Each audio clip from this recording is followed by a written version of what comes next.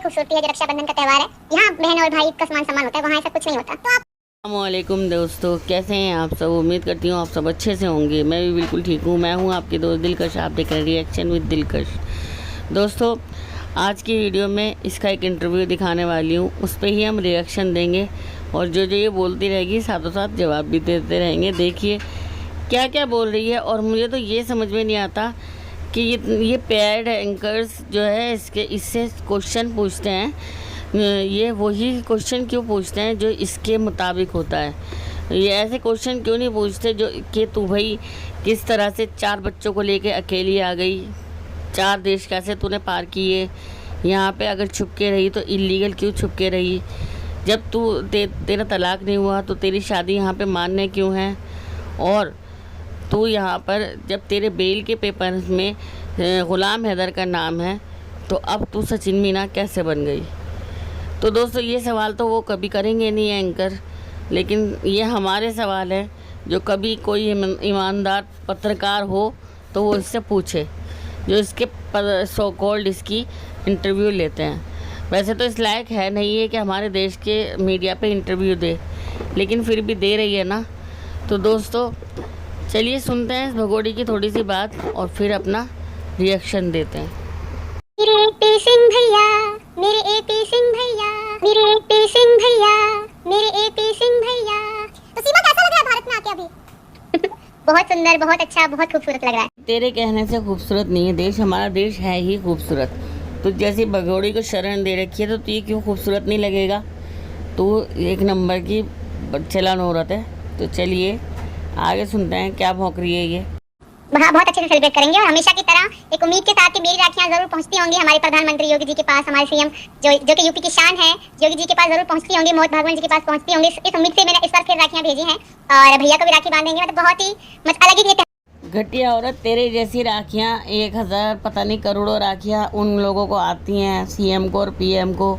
लेकिन हाँ, ये भी लगता है कि पता नहीं क्या ऐसी मेहरबानी तुझ पे कर रखी है या तूने उसे कौन सा जादू कर रखा है जो तू अब तक यहाँ से मरी नहीं।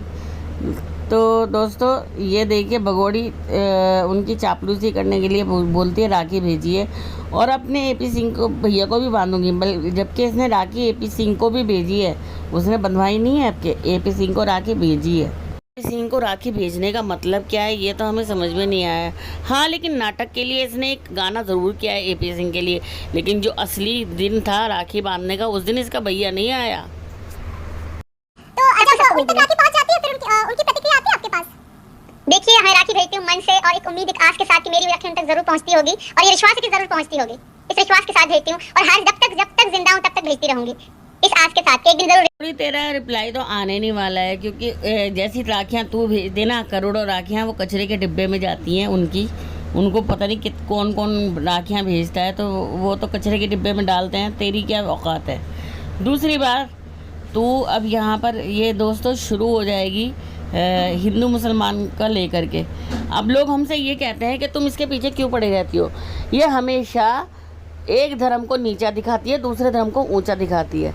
तो ये चीज़ हम कैसे बर्दाश्त कर सकते हैं, इसकी कोई भी बर्दाश्त नहीं करेगा। और ये ऐसा नहीं है कि ये सनातन धर्म को इसलिए ऊंचा कहती है क्योंकि इसे पसंद करती है, नहीं। ये सिर्फ यहाँ रहने का इसका एक प्रोपेगेंडा है, सिर्फ एक चाल है।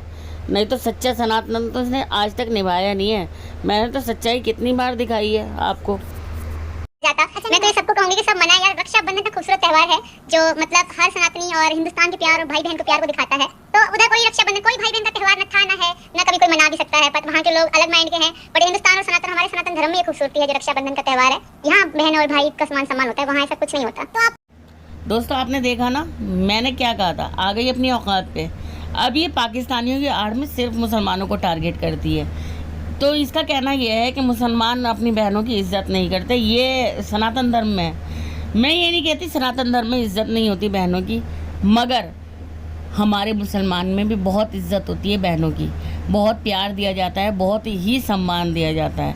ये भगोड़ी अगर इसका ये अपने भाई को ही गलत नज़रों से देखने लगती है तो इसमें हम क्या कर सकते हैं। और ये तो खुद सोचे, आज तक इसके भाई ने इसका नाम नहीं लिया, वो इसका कितना सम्मान करता है कि एक भगोड़ी बहन जिसने उसकी इज्जत को तार तार कर दिया, उसके अपने 4 बच्चों को लेके उसके जीजा को धोखा दे के भाग गई, लेकिन वो बेचारा आज तक इसकी वजह से नहीं बोला क्योंकि वो इससे प्यार करता था।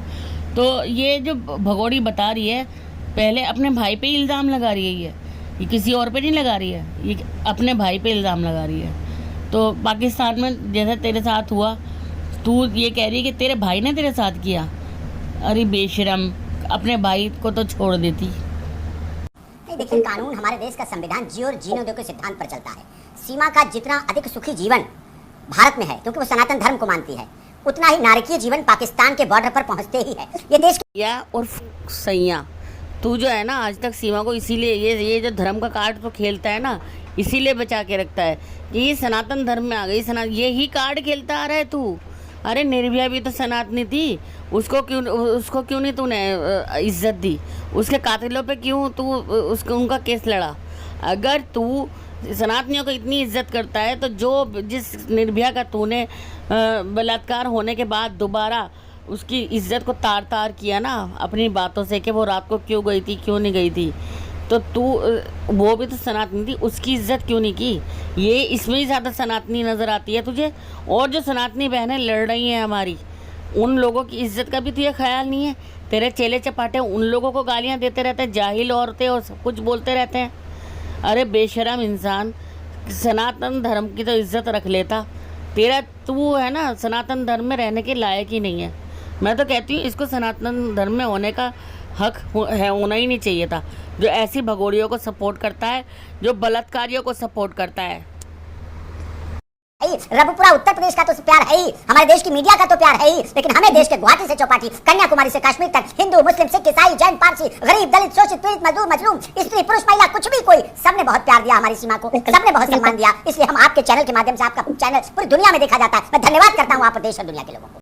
तो तेरी आदत है दल्ले भैया, ये तो तेरी आदत है। किसी भी चैनल पे जाएगा उसी चैनल, वही वरिष्ठ चैनल हो जाएगा, वही बड़ा चैनल हो जाएगा, वही दुनिया में देखने वाला चैनल हो जाएगा। जिस चैनल पे बैठता है इसके ये एक लाइन ज़रूर होती है, आप चाहे नोट कर लीजिएगा। अच्छा, दूसरी बात पे आते हैं। ये जो कह रहा है कि पूरी दुनिया ने मेरी बहन को बहुत प्यार दिया, बहुत प्यार दिया, भाई नहीं, तेरी बहन को उन लोगों ने प्यार दिया जिनकी बीवियाँ या तो मर गई हैं या डिवोर्स हो गया है या बीवियाँ उनकी भाग गई हैं, या फिर ऐसे लोगों ने साथ दिया है जिन्हें सनातन के बारे में कुछ पता ही नहीं है, या ऐसे लोगों ने साथ दिया है जो खुद सीमा जैसे हैं।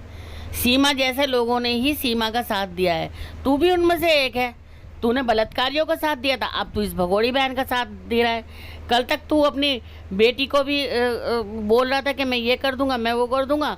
आज यही तेरी बहन जो है बदचलन बदकिरदार औरत है, इसका तू साथ दे रहा है। तेरी बेटी तेरे मुंह पे थूकती होगी, समझा ना।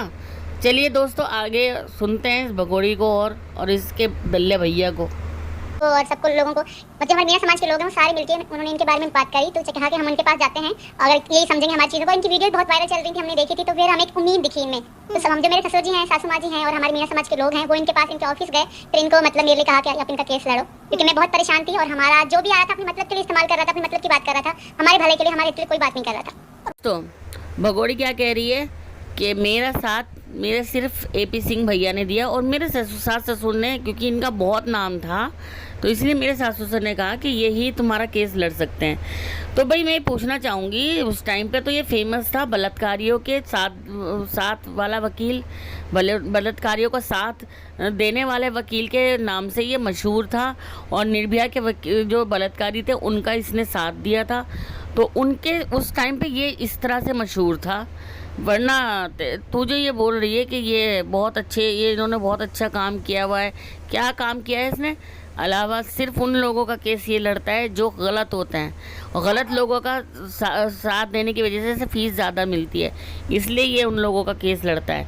और भगोड़ी तू क्या कह रही है कि जब तुझे तेरे लिए पास सब मतलब से आते थे और तेरा किसी ने साथ नहीं दिया।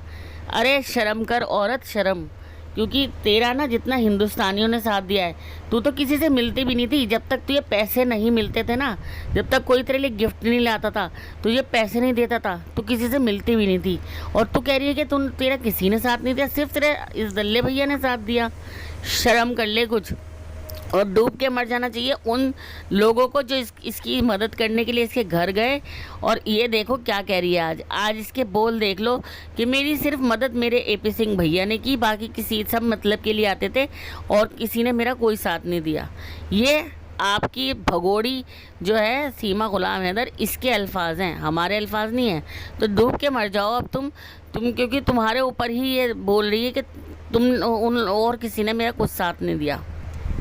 जब सीमा का कन्यादान लिया मेरी माँ ने, रघुपुरा में शादी की सनातन धर्म रीति, जब मेरी माँ ने कन्यादान लिया सीमा का, तो माँ की आंखों में वही आंसू थे जो अपनी बेटी को विदा करने में उन्होंने 2 बेटियों को विदा करने में दिए। वही आंखों में आंसू थे, वही प्यार था, वही। अरे अरे अरे रामू काका, रुक तो जाओ। मैं बताती हूँ तुम्हारी माँ की आंखों में आंसू क्यों थे। माँ की आंखों में आंसू इसलिए थे कि ए मेरे निकम्मे निठल्ले पागल बेटे, तूने एक ऐसी बदकिरदार औरत को अपनी बहन बनाया है कि तू मेरी भी बेइज्जती करने पे तुला हुआ है। एक बदचलन औरत की मेरे से कन्यादान करवा रहा है। आंखों में आंसू AP सिंह इसलिए थे तेरी माँ के। तू है ना, गलत बात को सही मत बताया कर। चलिए दोस्तों, आगे इनकी कुछ थोड़ी सी और झेलते हैं, फिर मैं वीडियो का एंड करूँगी। नहीं कर पाई थी, बट हम जो मीडिया वालों का पूरा आदर सम्मान करते हैं और इंटरव्यू करते हैं, क्योंकि मीडिया ने ही कहीं ना कहीं मुझे दुनिया को दिखाया, मेरी सच्चाई दिखाई, तो इसलिए हम मीडिया के भी आदर सम्मान करते हैं और अच्छा लगता है उनसे इंटरव्यू करना, उनसे बातें करना बहुत अच्छा लगता है। बिल्कुल, क्योंकि प्रेम की बहुत सारी कहानियां जो है प्रसिद्ध हुई और ऐसे में सीमा और सचिन की जो कहानी है वो भी देश का हर बच्चा बड़ा सब लोग जानते हैं। सब जानते हैं भाई, बहुत बेशर्म मीडिया है। ये भगोड़ी वही है जब पहलगाम अटैक हुआ था और तुम माइक ले लेके इसके घर के बाहर खड़े थे और ये CCTV कैमरे से तुम्हें देख रही थी और देखकर भी दरवाज़ा इसने नहीं खोला था। और ये कहती कि मीडिया की इज्जत करते हैं। लानत है तुम्हारी शक्लों पे भी मीडिया वालों की, और इसकी तो शक्ल पे लानत बरसती रहती है। तो दूसरी बात, अब एंकर क्या बोलती है कि इसकी कहानी सचिन सीमा की कहानी रहेगी। हाँ, अय्याशी में रहेगी, बदचलनी बदकिरदार में रहेगी, और तुम जैसों की तलवे चाटने वालों की भी कहानी बहुत अमर रहेगी। दोस्तों, ये वीडियो आपको कैसी लगी? वीडियो अच्छी लगी हो तो लाइक शेयर सब्सक्राइब ज़रूर कर देना प्लीज़, और वीडियो को फुल वॉच कीजिएगा और हाइप भी ज़रूर कर देना। तो मिलते हैं अगली वीडियो में। Thank you for watching. अल्लाह हाफिज़।